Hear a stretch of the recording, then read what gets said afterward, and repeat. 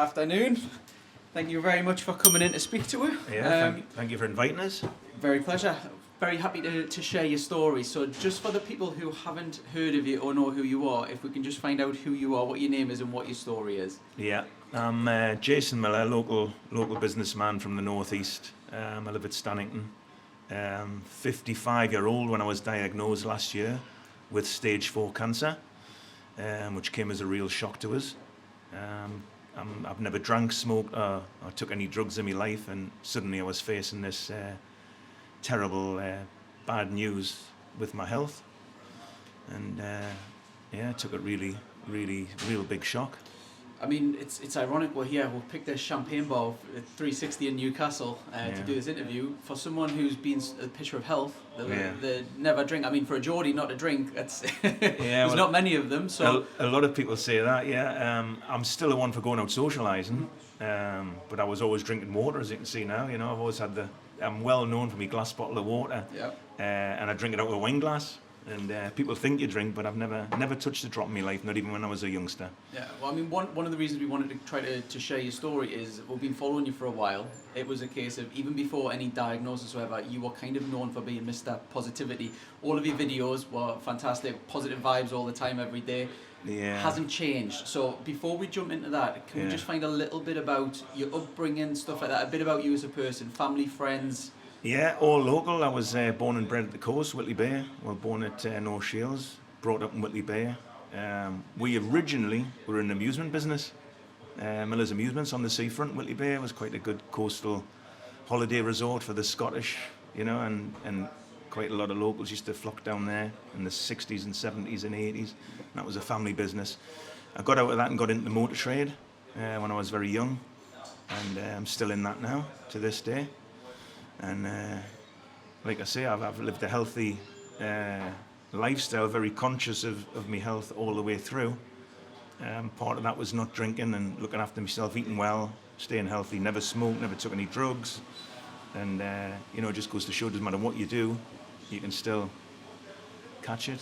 Yeah, and the stats now, I think on recent checking, it's every 1 in 2 persons. So yeah, well, it used to be 1 in 5, didn't it, a long time ago. Then it went to 1 in 3. Yeah. And now it's 1 in 2. Yeah, scary. It's absolutely terrifying, and obviously we're kind of getting you in for first-hand there's millions of people that are affected by it, whether directly or indirectly, so it's kind of interesting to get someone's story who's been through it and is also positive the whole time. So getting that diagnosis, before we get onto that, was there some sort of signs or something that you'd seen? There wasn't really, but I went for funny enough, it all started in 2021 when I went for a private medical health checkup at the Nuffield. You know, well-man checkup, rather than trouble the doctor. I just went and paid for one there, and everything went fine, you know. I was all like a picture of health all the way through. And then at the end, when you have the interview with the doctor one-to-one, and he goes through you get the blood tests done when you first arrive, and the results are ready for when you leave. And that when quick? Wow. Yeah. And when I'm sitting there at the end of the appointment, and he's going through the results, or she was going through the results, and when she put the screen on like that and saw the blood results, I said, "Oh my God, what's wrong with you?" I says, "Well, nothing." She says, "I've never seen results like this." She has that puzzled, you know. She says the blood count was all wrong. And she says, "Do you have any night sweats?" I says, "No." Any sudden weight loss? I says, "No, I've never really." She says, and she says, "I'm going to have to refer you to your GP." So they referred us to the GP because I didn't have any private medical insurance or anything. It was just a one-off health checkup I got, which sort of was the start of the journey, I suppose, but unknown to me. So referred to my GP, went to the GP, got a blood test. They called us back, says, "Yeah, there is something wrong with your bloods. We're going to refer you to the one spec." Funny enough, it was the cancer unit, but I didn't know that at the time. I went along for a blood test there, and they ran tests and says, "Yeah, there is something wrong with your bloods. We're not sure what it is." That was in the March, and then he dismissed us. He says, "Come back in another 3 months' time." Went back in 3 months' time, says, "Yeah, the bloods are still not right." The road to us saying that the blood's on right, and it could be suspect non-Hodgkin's lymphoma. Didn't really know what that was, you know, and I wasn't really too disturbed by any health issues, so he just missed us to the June, went back for another test in June, Then he says, come back in the November. Well, in the August, I started getting a pain down my arm, which, again, I've had before, you know, like like muscular. Right. That's all you could describe it as, and it's all you would think it was. You know, you'd never think it was anything sinister because you didn't have any other side effects. So I went back in the November for the test again. Yeah, your blood's still not right. He says, I'll see you again in another 3 months. So they're sort of monitoring it. So it didn't sound severe at that point? So no, it didn't sound severe. And at no point did they ask us to go and get a scan or anything, you know. Maybe it could have been picked up soon, and that's what I was thinking. I thought, God, if I'd only got a scan sooner. That was the November 21. I slowly got worse with this pain down me right arm. And I started going to get physio and everything for it. And the physiotherapist says, hey, look, your pain's moving a little bit. It seems to be getting better and all this, you know. And I got back from one of the sessions. I said, well, hey, I just can't go back there. He says, I'm getting better, but it's just really, you know, so Feels painful. worse. Yeah. And then by the February, I tried to get into the doctor's, 45-minute wait on the phone. Can't get, I says, look, I need an appointment. I've got this terrible pain. Anyhow, my daughter just says, look, I'm going to try privately again to get some, because we're thinking it's just a trapped nerve at this point. So I ended up getting an appointment at the Spire in Washington privately to see a Dr. Callian, and I went down to see him on the Saturday, and he's going through the motions: push up, push down, lean left, lean right. It's 90% trapped nerve, he says, but I'm going to have you in for a scan on the Wednesday and come back and see me on the Saturday. So I went on the Wednesday for the scan in the morning. I saw him in there, actually, funny enough, and I said, hello. He says, yeah, you're getting a scan, yeah. He said, I'll see you on Saturday. Yeah, went in, got me scan. Just got back home from Washington to Stannington, and the phone rang. It was him, the mobile. Mr. Miller, where are you? I said, I'm back at home. He says, how far away is that? He says, oh, an hour. He says, who are you with? I said, my wife. He says, can I speak to her? So she put it on loudspeaker, and he says, hello. He was going from his next appointment, and he was on a car phone, going down to Darlington to another hospital for his Wednesday afternoon session. So the line was a bit broke up and everything, and he says, you're going to have to blue light your husband to the RVI immediately. He's got a cancerous tumour on his spine. It's chipped his vertebrae, and his vertebrae is in risk of collapse. Wow. And I'm like, what? So that was the start of that was when the bomb dropped, you know, and even then I was like in disbelief. I thought, this can't be, he's got my medical records mixed up. I'm like super healthy, cancer cannot happen to me. And so we didn't blue light us. She took us in the car to the RVI. They admitted us straight in. They give us morphine because the burning sensation down my arm was absolutely horrendous. So is that peaking the arm sort of? Yeah. Yeah, it was just horrendous, you know.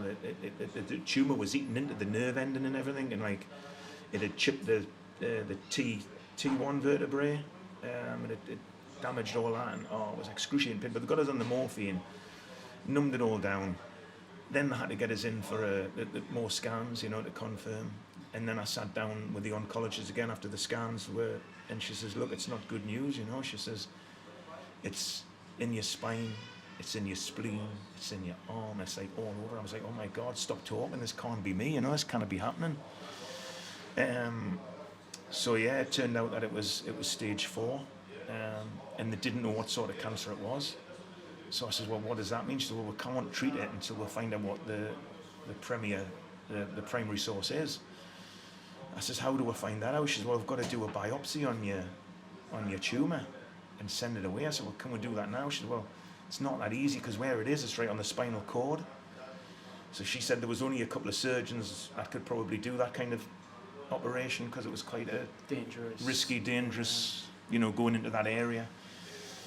Anyway, I managed to get it within a fortnight. I got the biopsy carried out and it was sent off, and probably within 3 weeks I got a result back with a phone call saying that it's non-Hodgkin's lymphoma and it's very treatable and we're going to treat you for a cure. But up until that point, I thought my world was over and I only had like weeks to live, you know, because it was an aggressive cancer that they found. They didn't know what sort it was. And I had friends myself that had diagnoses like that, and within weeks they died, you know. Yeah. So it was a real scary time. So in terms of worry then, there was a couple of opportunities that where they mentioned, it could be this, it could be that, and it was only really, even when you were getting blue lighted, still, was that the kind of moment when it was like, oh wow? Yeah, I was still thinking that there was possibly a mistake getting made, you know, even right through to till they go off. And I had a lot of friends and a lot of support. And there was one guy ringing us, Carlos Citroni. He's a real positive guy, good friend of mine. And he was ringing saying, look, you don't even know you've got cancer yet. They've found shadows in that. Because all these scans they do, they're not really 100%. You know, they can be 99, but there's always doubt there that, you know, it might not be cancer. And he was trying to, like, see the positive side. He says, until they do the biopsy and get the results back, tell yourself you haven't really got it, you know, and try and focus on that. And, yeah, I mean, at no point did I, like, break down in tears and say, oh, my God, you know, that's it. I did have a lot of tears when I was telling my children that I thought, you know, the worst, and I was leaving messages to them because my youngest son, he was 17 in August last year, and I really wanted him to pass his test. And I've been part of my children. I've got 4 kids. Passing their test has been a big thing in my life because I was always like going out with them in the car, and I was really looking forward to getting my last one through his test. And it didn't look like I was going to be here to see that through in the February, and his 17th was of the August. And I'm sitting to him saying, look, you know, son, the only thing I want you to do is to pass your test. If your dad's not here, don't give up on it. You know, because I think if they haven't got the dad's support, you can easily give up on driving. And I think it's such a big part of your life, you know, for career and for independence, everything, yeah. And that was quite a moving moment, you know. I had a lot of tears with my kids, and that to think that could be the end I was facing. And they suffered a lot more, I think, and I think that can happen with a lot of people, than what the actual patient does. Because I'm in it now, I've got to deal with it, whereas their emotions are all over the shop, if that makes sense. Yeah. So I'm on the bottom, and the only way I can go is out of it, you know, up, sort of thing. I mean, I've spoken to a few other people who've had cancer and stuff like that. They say one of the worst things is waiting for the diagnosis, because it just seems like you're in a different world, a different reality, because people are still going to the shops and doing their normal thing, but your life, nothing matters, you need to find the result. But you didn't seem, it's not. Because it's the mindset, isn't it? You know, when you're 20 and you get a pain, you think, oh, it's nothing. When you're 50 and you get a pain, you think, oh God, could that be cancer? And a lot of people go and get scans or x-rays or ultrasounds, and you know, because they've got a lump or whatever it is. And at that point, before there's anything being told that they've got cancer, they're even worried mentally that, oh my God, what if this is cancer? So your mind starts eating away straight away until you get the results, you know. And some people, I mean, I was talking to a guy about prostate. He got his prostate checked, and he's 90-year-old, a friend of mine. And he didn't want to go to the doctors on the Thursday to get the results because he didn't want to ruin his weekend, you know, he's worried. And he kept putting it off and putting it off. He couldn't face it till the Monday, but it was all right with him as it happened. But you know, that mental side straight away kicks in from the minute you think you've got a lump to the time when you get the diagnosis. Well, I mean, the mind's a powerful tool, because everyone in life is going to have problems, whether it's death, whether it's illness, whether it's whatever. It's about sort of how you deal with it. And some people can be positive and some people negative. You always seem to be dead positive, no matter what's been thrown at you. Where do you get your strength from? Because I think a lot of people would be interested in, you know, I've got half of the problems, a quarter of the problems someone's got, but, you know, I'm negative about it. What's your sort of tricks, or what do you do? Or is it just a natural sort of... Well, I think it's natural because it just comes natural to me. But I suppose, you know, you've just got to try and focus on the good of whatever situation you're in. And don't dwell on anything that's, you know, bringing you down, or any dark thoughts that come in. Try and, you know, change them to thinking of the better things. And I always wanted to, you might think it's daft, but throughout all my treatment, I never wanted to really lie in bed. You know, I always had the determination to get up, you know, set a goal of being able to get up and you know, get ready in a fashion and do something that day, you know, to try and keep focused on normality and energy and positivity.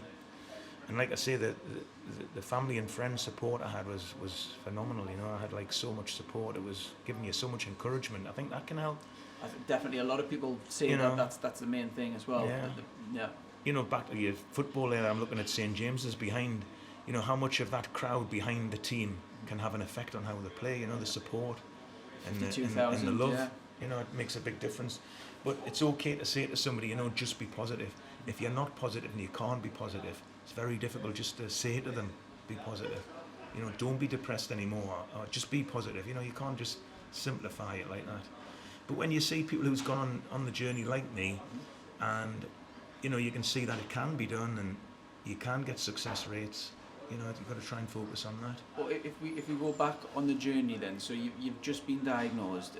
Is it literally just like a ton of bricks hitting you, and then you've got to think of everything else? How do you process it? It's a roller coaster nightmare, the emotions. you know, right from everything, from family to business to, you know, for your financial future, your job and everything, you know, it all goes through your mind. And they all say when you're going on this journey, it's also nice to have like a person beside you to process what's getting told, because you get told all this, but it doesn't really sink in, and then you try and think about it afterwards, after you've had the appointment with the oncologist or whatever. Did he say that? And did he say that? So is that like a two-stage kind of kicking in? When you get told it, maybe you have initial kind of thing, and then maybe later on in the day, is it different? Well, my initial reaction when I was told it was just disbelief. Yeah.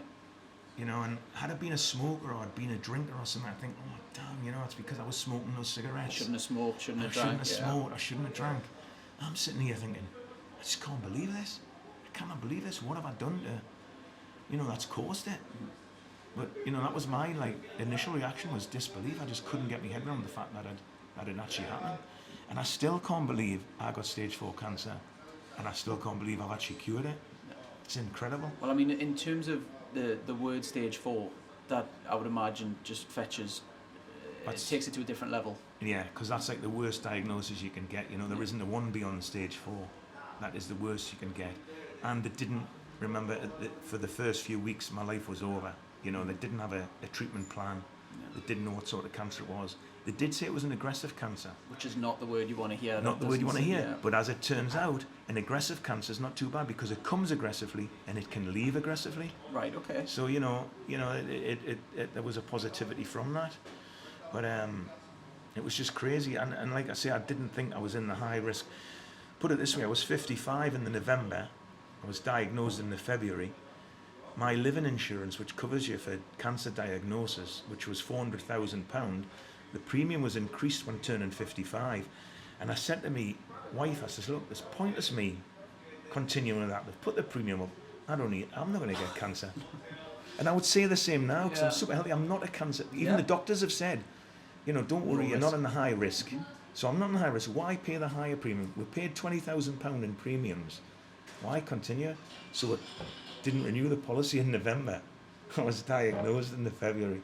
How ironic. You couldn't write it. And I know the 400,000 wouldn't have made any difference to my health or whatever, but it still helps, you know, that would have, you know, it's just bizarre. The whole thing is just crazy. But it kind of just shows you, like you've alluded to, you don't smoke, you don't drink, you know, you thought, oh, this can't happen to me, and then it just shows you it's a horrendous disease that can just literally pick anyone.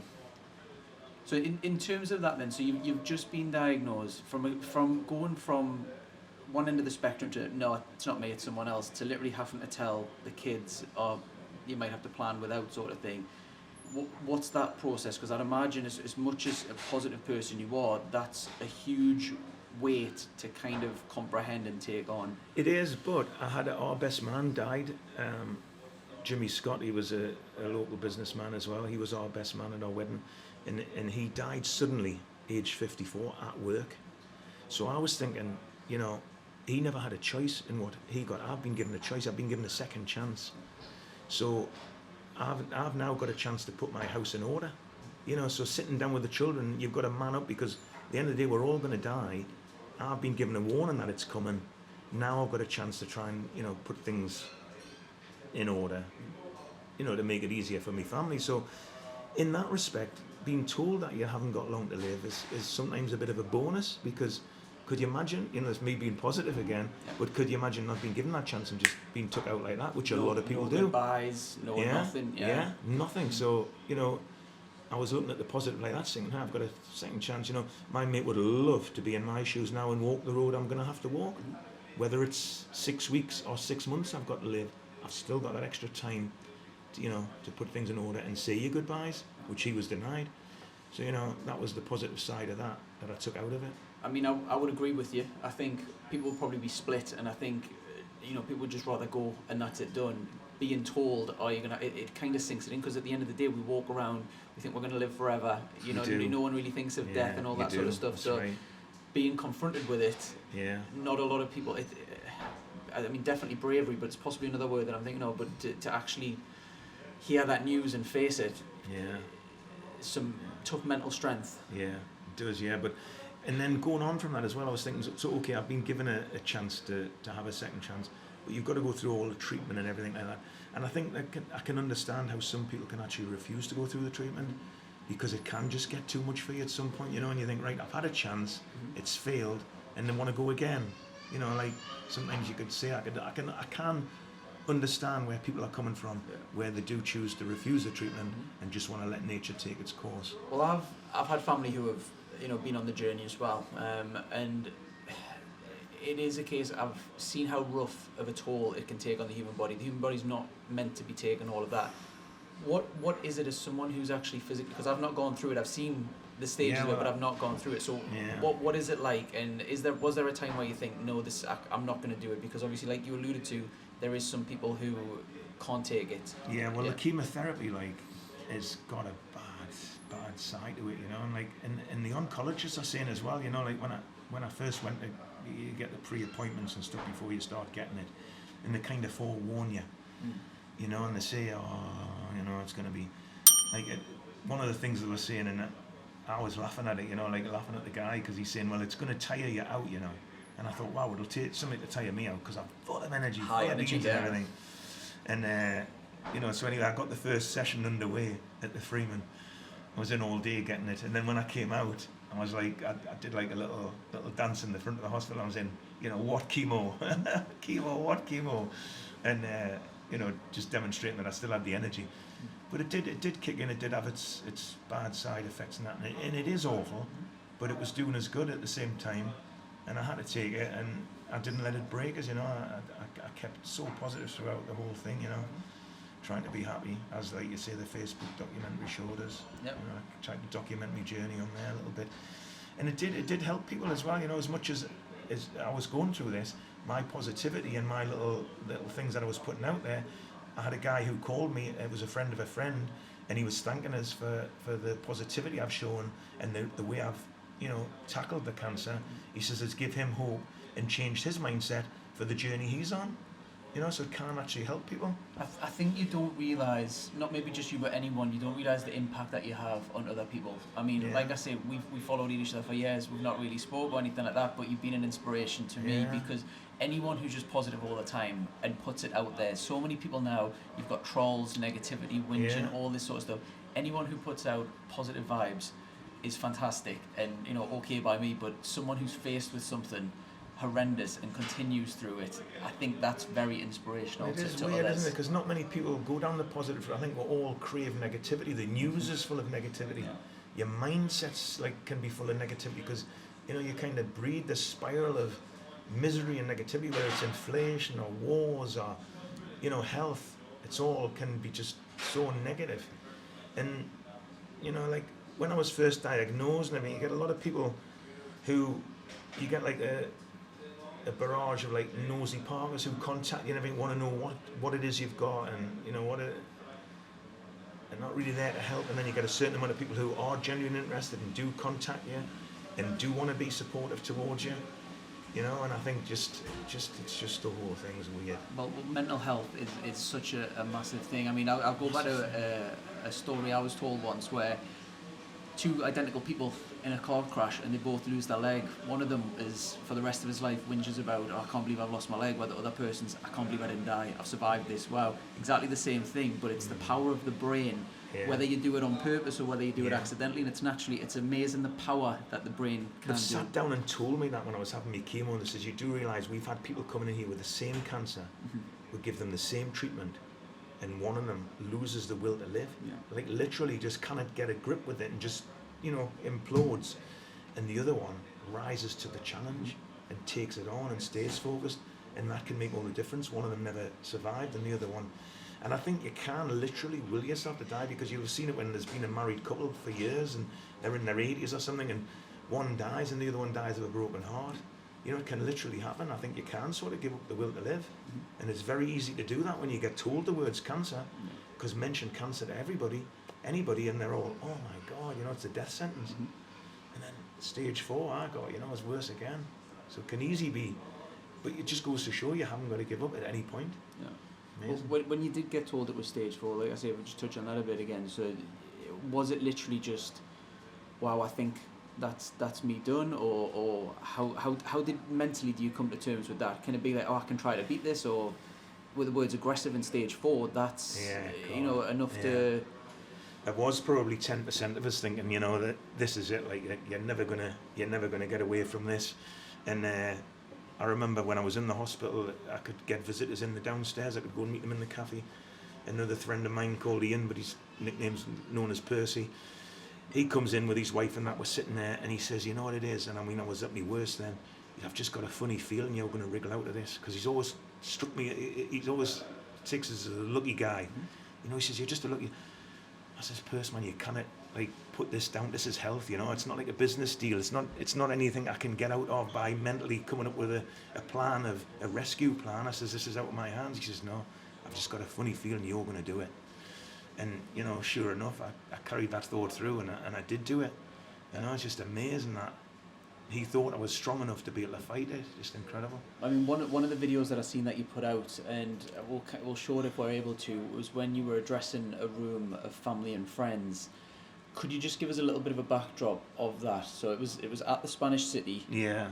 It was a very powerful speech. Yeah, because I was not expecting to give a speech there, and it was totally from the heart. So it was my ring the bell surprise party. I was going to go to the coffee shop below to meet a few friends, just to sort of ring the bell. And then my daughter Stacey she'd organised, and my wife as well, all my family organised this party, and it was in the Dome. Well, of course, my heart's there in Whitley Bay because we were born and bred there, My dad died literally in the room across above the arcade where you can look out the Dome and see the room. 1987 it was, when we had the arcade. He died above there, and all my memories are there. I love Whitley Bay. And I walked into the room there, and it was a room full of people, and it had been short-term notice that had been asked of people to come along, and I mean the turn-up was just amazing. One of my guys from Turriff and north of Aberdeen came down, and just people I hadn't seen for years. It all came, they all knew about it. And I was just blown away when I walked through the door, all those people, and I went round every one of them and thanked them for all the support. And then they had a singer on then with, had a party, but before the party started, I sort of, gave a speech and a thank you. And I touched on the fact that the Whitley Bay crematorium, you could see it from the windows where the party was, and I sort of said, this would have been my wake. So easily could have been. And you would have all been here, and you would have drove away and left me along there, But because of the NHS, the medication, the support I've had, and everything, I'm here today, cancer-free. All these faces of people that I've never seen since I started my treatment, and this could have so easily been my funeral, and you would have all been here, and you would have left me at the Whitley Bay Creme. That's the reality of it. That I was facing in February when I got the news that I had the stage 4 cancer, and it was like here, and I'm saying this cannot be true, it can't be me. I'm super healthy, never drank, never smoked, and it turned out it was true. And there was a period in my life when I got that news that they couldn't treat it because it was an unidentified primary source. Which means when it's an unidentified primary source, they can't give you any medication for it because they don't know what sort of cancer they're dealing with. So I says, well, how can we find out what sort of cancer it was? You need a biopsy. We need to take a biopsy on the tumour. So I said, well, can we get that done straight away? Well, it's not as easy as that because it's on your spinal cord, and they told me there's only a couple of surgeons that would attempt to go in and take a biopsy from the tumour. So 2 weeks had passed. We got into the theatre, got the biopsy done. That was a nerve-wracking thing. I had to sign my life away because where it was, if there was a mistake and they touched the spinal cord, I would have been disabled. But I was going to die anyway. This is if you don't go through the treatment, you won't be alive. Simple as that. Got the biopsy done. Got that sent off. That took a while because apparently I found out that they've got to take it away, put it in the lab, grow it, and then test it to find out what sort of cancer it was. Then came the phone call of the results of the biopsy, which was going to be live or die, and that was going to set out a treatment plan for us. So they rang up and said that it was a non-Hodgkin's lymphoma cancer and it's very treatable. And I remember the words, they said, we are going to treat you for a cure. But the period in my life when, it was all coming to an end was just horrific. But I mean, everybody in this room Don't care who you are, you're only human. When you get a lump or a pain when you're over 40 and you think, oh no, what's that? I'll go and get it checked. You go through all the emotions of worry, you get it checked, it's clear. But wow, what I went through to get that, and then it all came so sudden from what I thought was a trapped nerve. Anyway, moving on from that, I've now got the all clear. I'm completely, well, I've got no active cancerous cells in my body now. That's the position. I don't know where it came from, don't know how I got rid of it. Don't know where it came from, don't know how I got rid of it, but you know, that'll be remain unanswered for the rest of my life, how I actually got it, because you all know how OCD and clean living I am, to the point where I've got like air purifiers and drink water out of glass bottles. I use organic deodorant, organic toothpaste, because I know all about all that nonsense, and I still managed to get it, which is just unbelievable. And it's also unbelievable that I got cured. One thing I do, you know, I'm very thankful for that I got the cure, because there is so many people that I met on my journey who haven't been so lucky and have actually now since died, and you know, some of them are getting treated permanently just to prolong their life, but they'll never get the cure. You know, and I take that to my heart. I mean, it's a horrible thing to live with. I've been the chosen one that's managed to survive. I don't know, take what you want from that, but it's just been an amazing year, amazing journey. And thank you for all the love and the support that I've had. The text messages, the phone call, the presents, the gifts, the kindness, the takeaways delivered to my house from everybody. It does help. It gives you hope, and you know. And I didn't realize I was so loved of so many people. You know, it's just like the whole thing's just been absolutely amazing, and I can't thank you all enough for everything you've done here today and all turn up. And I've still got a few say hellos to a few people. And let me tell you, because you're amazing. Honestly, you're amazing. I'm absolutely stuck for words. I can't believe it, and I can't thank you all enough. And we'll have a little bit of a party, which I love, because I do love a party. But God, I could have easily just been left along there at the Willie Big Drum, and you would have all been here. You would have been thinking, wasn't he canny? He fought till the end. And, oh no, lovely. And Anna Rayman, the best singer ever. Here we go. Are you going to sing us a song? I should be so lovely.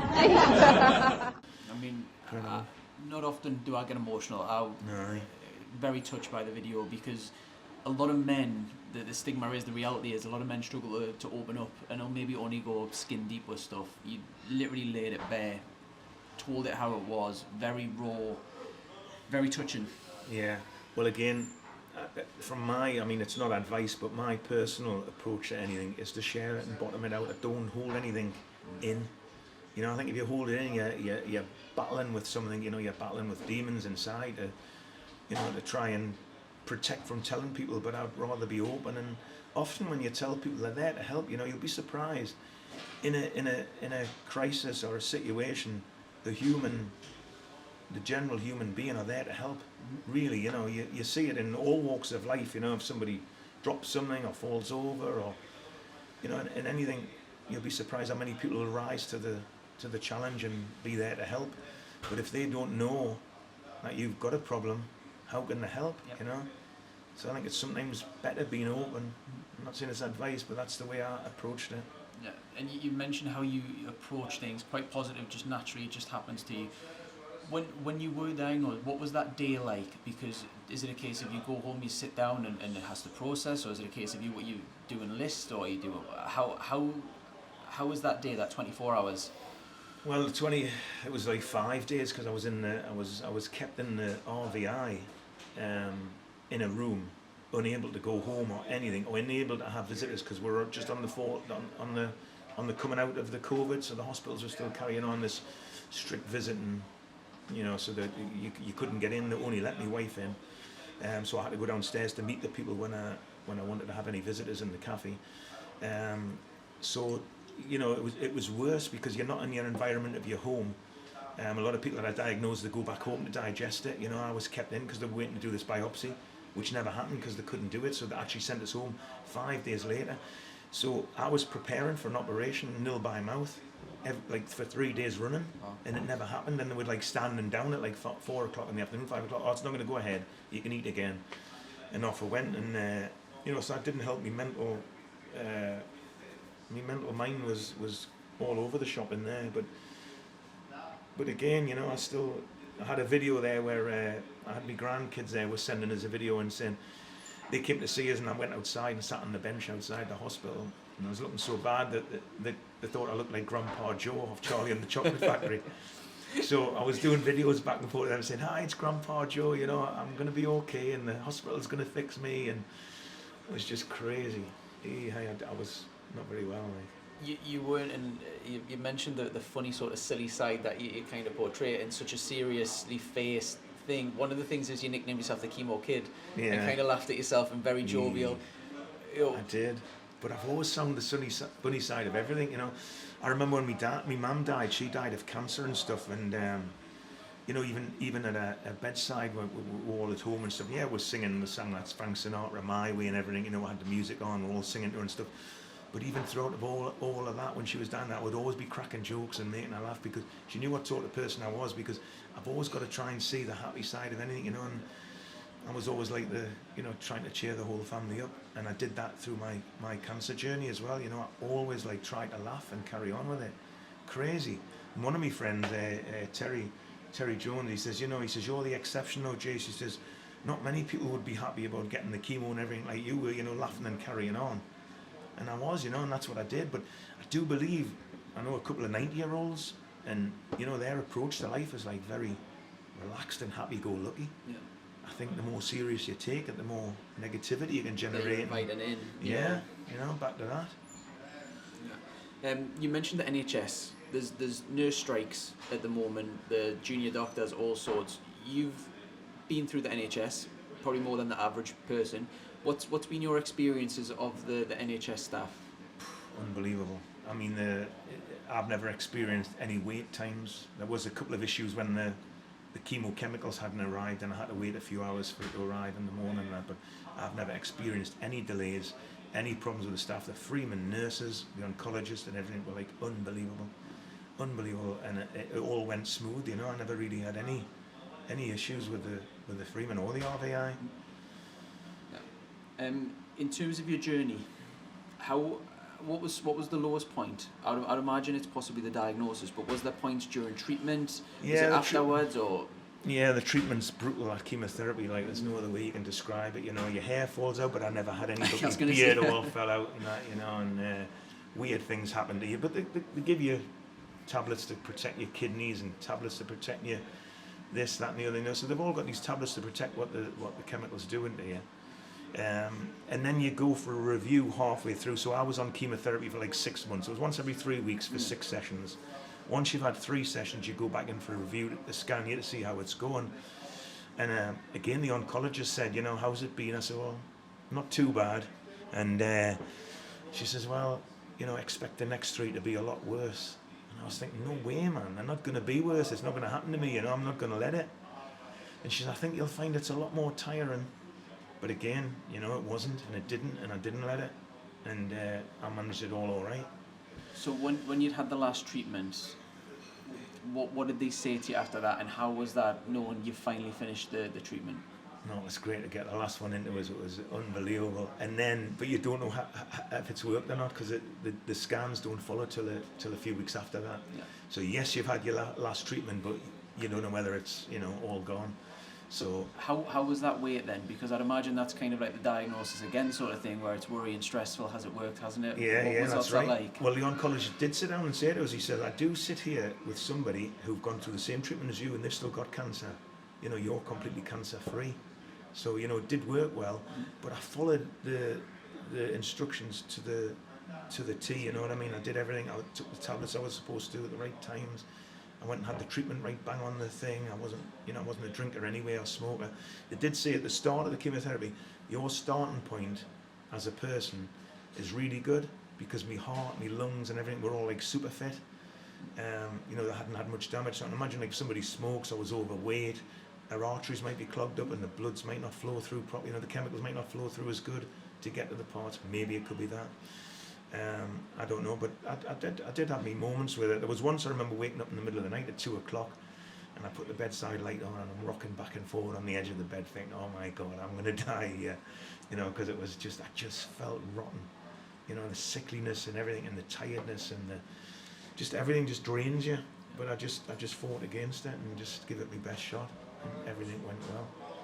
Well, I mean, one of the scary things I think for a lot of people who's probably listening to your story here is there's no telltale signs, and a lot of people get told, go get checked if you feel this, if you feel a lump, do this. How, obviously it's more of a shock if there's nothing like that. Was there any family history? Was there any telltale, obviously there's no telltale signs.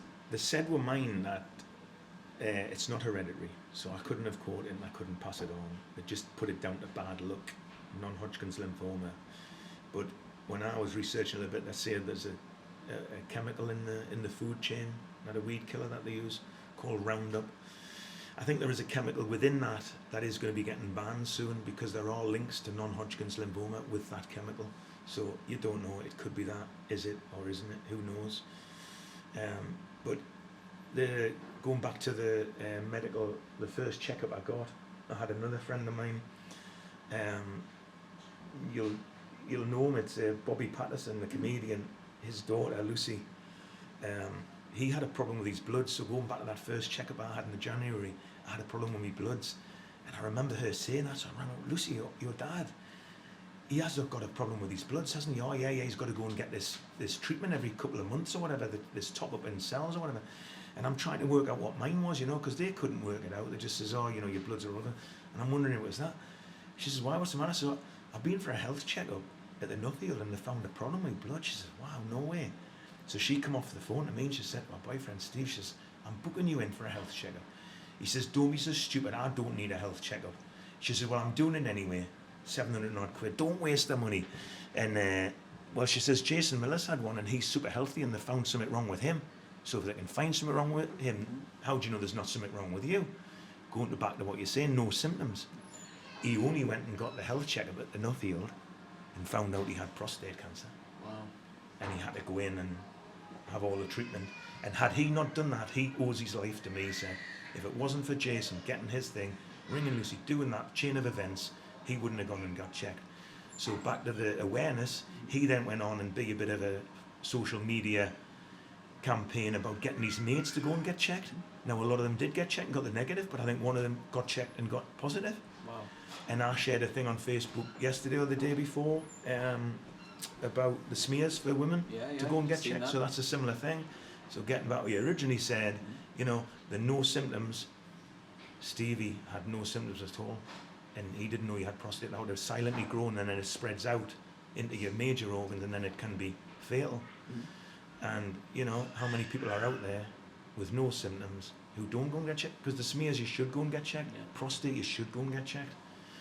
And so, you never know, you could have a little ticking time bomb. Like you said, there's absolutely nothing to suggest it. So, I mean, tell you something, catching it early is the key point. I know they caught mine at stage 4, but believe me, if you catch it at stage 1 or 2, it's a lot better. Because they reckon if you get cured at stage 4, there's more chance of it coming back. So I'm a higher risk of it coming back. Right. Because it was stage 4, because it was everywhere.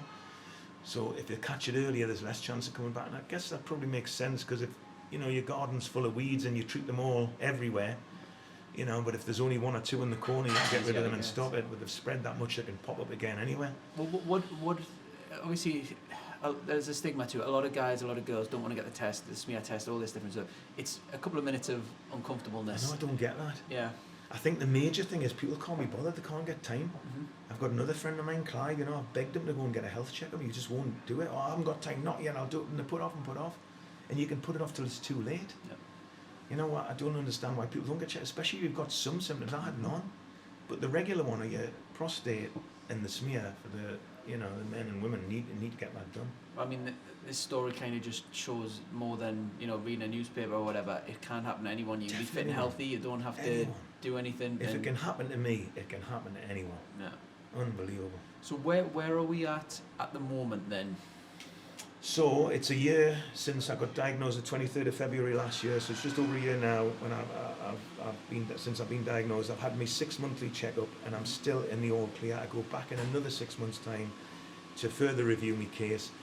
They reckon I'll be, August next year, I'll be discharged from the Freeman and be classed as, on me ready to go and free. So until then, I'm still sort of under reviews until August next year, in remission, they say. Yeah, but absolutely fantastic though to hear, and I suppose that's probably the best result you could hope for, this sort of... Best ever. But you know, each year that goes by now, they reckon it's better, because if it comes back within the first year, it's not so good, like. And I think that goes for a lot of cancer sufferers. The further on you get, if it not coming back, the better it is for you. I mean, we don't really touch on religion too much. It's a very divisive sort of topic, but a lot of people draw strength from whatever religion that they believe in. Are you at all religious? Is that where you get some strength from? Or? No, I've got to be honest, and being brutally honest, I'm not religious, but if people have got a faith and that helps them be positive and hang their hat on it, albeit all well and good, but carrying a religion, if I believed in God and God had chose to save me on my journey, I wouldn't like to live with that, to think that he saved me and not the 3-year-old and the 7-year-old that I've seen on my journey. You know, why did God choose me? Was I a good person? Yeah, well, God chose me because I was a good person and I helped people. Well, what has a 7-year-old and a 3-year-old done? You know, they could be good people. So I cannot really look at religion, you know. If you don't get your inspiration from there, is there anywhere in particular, obviously you said a lot of it just natural, just comes to you, is there anywhere that you do draw inspiration and kind of positivity from? You mentioned you speak to some friends who are quite positive influences. Yeah, friends and family are great, you know, but second to that, and as shallow as it may seem, I love work. And I've worked as much as I can throughout the whole journey. My whole mind's consumer work, you know, I've done that all my life. I've chased the Geordie pound and I've enjoyed it. Might not need it, whatever, say what you want, but I enjoy doing it. You know, you don't necessarily do it with the money, do it with the enjoyment. It's a purpose in life, it gets you out, keeps you focused, and work can keep you focused off the negative side. If you want to carry on and work or hobbies or whatever that may be, try and go down that route, because if you don't, if you give up your hobbies and give up your work, what have you got to think about? You know, you're going to think about the negative things and think about the cancer, and it can consume you. So keeping busy's... keeping busy, yeah. Otherwise it would have come naturally to you if you're busy workaholic like myself. Yeah. It just... Well, I love work. I couldn't make anything best. I remember when I had a compound at the side of my house years ago, and people always used to say, you know, 'cause I've never been a one for holidays. I've always worked all my life. And they used to come and say to us, you know, you need to get some holidays. Go somewhere nice. I said, I do go somewhere nice. I go to my compound and look around my cars, and I love it. You know, the pleasure I get from that. And it's just crazy, but, you know, things are changing now. I'm getting older now, and you know, I am realising that you know, it's time to have a little bit of a holiday. Another thing, when I got diagnosed, the first thing I thought was, I was really bitter, because I thought, God, 55, I'm just getting my youngest son through his test, and then he's independent, and me and my wife Nikki could sort of start enjoying ourselves now, you know, like enjoying a little bit of it, and I'm going to be denied that. I was like, oh, so annoyed at that, getting denied having a little bit of retirement. Well, we've got a series where we're going to be speaking to entrepreneurs in the Northeast and Yeah. hopefully inspire other people who are thinking about setting a business up or want to do that. It might love be to that do we that. get you on, for that. I'd love to do that, because as well as the cars, I ventured into property rental, and I've got a lot of commercial property rental. And I'm not so sure these tenants that I've got really realise how much help I actually give them. But I remember once I was renting a nail bar to a girl, and I never, you know, the procedure when you're going to rent a place is they want deposits, they want references, they want credit checks, they want big long leases that they tie into. And you know, this girl, and then I just like let her go in, you know, on more or less what I say, a tab packet lease, you know, right on the back of the tab packet. That's, you know, just dead basic, but it's my kind of, I kind of like it, because I'm kind of helping them get off the ground a lot easier, because some of these, like, I walk through like places like Eldon Garden and you see all these empty units, but you know, when you go and inquire about renting a property, it's so difficult. The chain of events from seeing that for sale board or to let board to actually getting in and open is massive. You know, making an appointment to view, it's a difficult process, trying to get an estate agent to come to show you. Yeah. Then they show you, then you've got to go through all the solicitors, and time consuming. Whereas I say, if you want one of my properties, I can get you within 24 hours, you can have the keys tomorrow. You know, as simple as that. I mean, you just have to go around at the Metro Centre. I mean, any town centre in the world, there's all boarded up, loads of problems and stuff. Yeah. And you know what it is? There's so many people who want to have a go at renting these places, but they make it so difficult for them. Yeah. They really could have do with addressing the situation, make it more accessible, easy in, easy out. More people will have a go. Same with you. Your fear factor to expand into another property is, they want us to sign a long lease, or they need 6 months rent up front, you know, stuff like that. They need to make it a little more accessible. The barriers to entry. It's difficult. So in terms of for people who are maybe seeing this and are going through the journey and stuff, was there many lifestyle, food, any sort of changes that you had throughout the treatment, and then maybe now after the treatment going forward with your life? Was there any sort of alterations that... That's another thing, you know what I mean? Going forward, if I was a smoker and I got cancer and I got cured and packed the cigarettes in, you'd think, you know, it's not going to get us again. If I was overweight and I says, look mate, you're going to have to lose weight, you know, change your diet, and I got cured and I changed my diet, it's not going to get us again. If I was a drug taker and stopped the drugs, I didn't do anything wrong. My health, I try and eat organic, I drink out glass bottles, I'm not overweight, I don't eat junk food. I've like done everything to the, you know... The best you can, yeah, what's expected. Yeah. So, you know, I've got to live with that mental fact. I've never changed anything, so if it got us first time around, how's it not going to get us again? How are we going to live with that? Imagine that coming after you every morning when you wake up. I had a friend of mine as well who's also, he was a mechanic, and he got the non-Hodgkin's lymphoma, and he got the cure as well, but he was quite consumed every day with thinking about the cancer.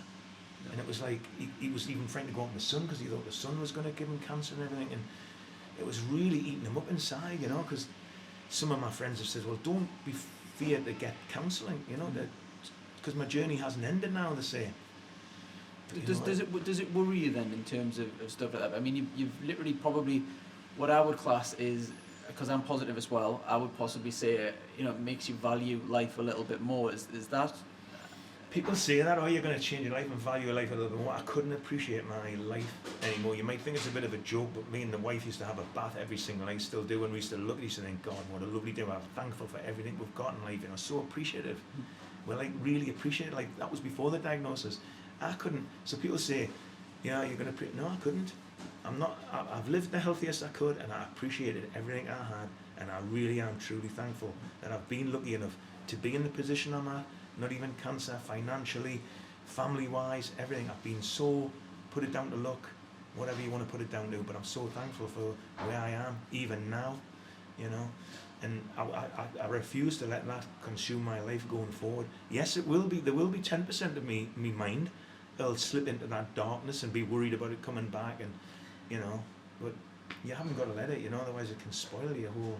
What do you do then? Because everyone does have that little voice, whether or not it comes in a lot, a little bit, whatever. For some reason, us human beings, there is just something that does drift towards a negativity. What would be your advice to try to drift away from it? Yeah, drift away from it. Think about your other things, you know, think about your hobbies, think about your holidays, or think about work, and don't let that enter, you know, box it off, finish it off, and block it out.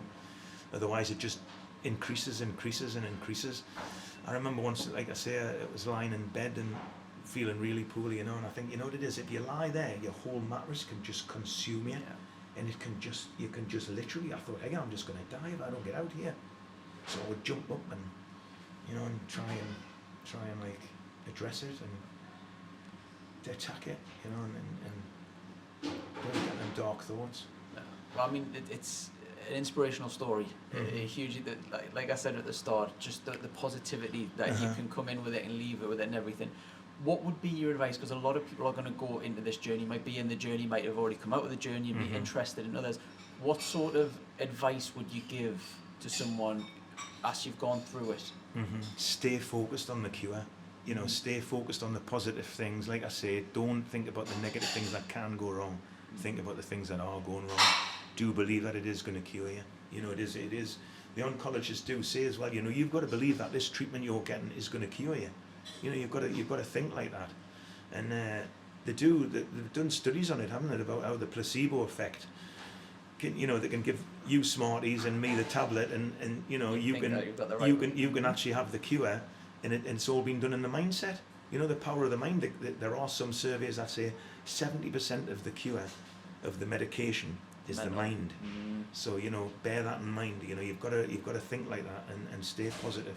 Yeah. Well, thank you very much for sharing your story. It's been incredible listening to you and obviously getting inside your mind, seeing how it works exactly, and like I say, inspiration, how positive you really can be. Enjoyed it. Yeah. Thank you very much for having us, and I do hope it helps plenty of people. Fingers crossed. Thank you very much for your time. Cheers very much. Thank you.